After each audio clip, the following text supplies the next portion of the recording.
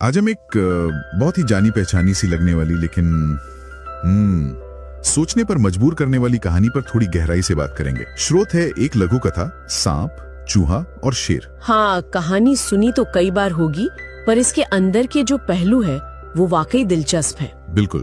तो कहानी शुरू होती है एक बेहद तनावपूर्ण माहौल से। एक नाग है और वो पूरी रफ्तार से एक छोटे से चूहे के पीछे पड़ा है। जान बचाने का सवाल है चूहे के लिए। हाँ, वो चूहा बेचारा बस भाग रहा है, सांसें तेज चल रही हैं, डर उसकी चेहरे पर मतलब साफ नजर आ रहा है। बिल्कुल, यहाँ तो अस्तित्व का संकट है। उसे पता है कि अगर वो जरा भी धीमा हुआ या पकड़ा गया तो बस। हाँ, उसका अंत निश्चित है। और तभी भागते भागते उसे अचानक एक गुफा दिखाई देती है, एक उम्मीद की किरण जैसी। हाँ, जान बचाने की शायद आखिरी उम्मीद। वो बिना एक पल सोचे फुर्ती से उस गुफा में घुस जाता है। और नाग गुफा के मुहाने पर आकर रुकता है। जाहिर है थोड़ा हैरान, थोड़ा गुस्से में। हाँ, यहाँ नाग का रवैया देखने लायक है। शिकार एकदम हाथ से निकल गया ना। बिल्कुल। वो बाहर से ही चूहे को धमकाता है, खूब ललकारता है, कहता है कि अगर मैं अंदर आया ना तो ऐसी मौत मारूंगा कि पुश्तें याद रखेंगी। डरावनी धमकी, लेकिन चूहा बाहर नहीं आता। क्यों आएगा भला? उसे पता है बाहर मौत है। सही बात है, लेकिन नाग का अहंकार और शायद उसका गुस्सा वो उसे शांत नहीं बांटने देता।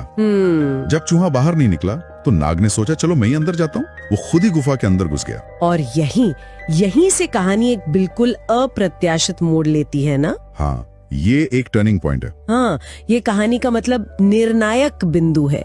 नाग का गुस्सा और अपने लक्ष्य यानी उस चूहे पर इतना ज्यादा ध्यान वो उसे अंधा कर देता है।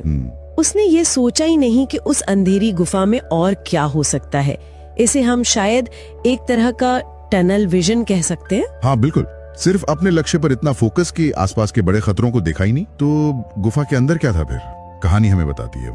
वहाँ आराम से एक शेर सो रहा था। नाग के घुसते ही शायद थोड़ी आहट हुई होगी, या हो सकता है शेर की नींद बस पूरी हुई हो। शेर जाग गया और उसने अपने सामने किसको पाया? नाग को।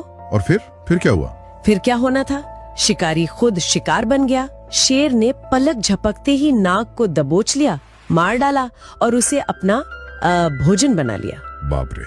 तो नाग जो चूहे का शिकार करने आया था वो खुद शेर का शिकार हो गया। हाँ, इसे आप भाग्य का फेर कह सकते हैं, लेकिन कहीं ना कहीं ये नाग की अपनी चूक का नतीजा भी है। चूक कैसे?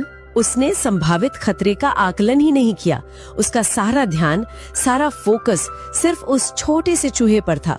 उसने गुफा के अंदर के माहौल का जायजा लेने की जरा भी जरूरत नहीं समझी। ये तो है, लेकिन उस चूहे का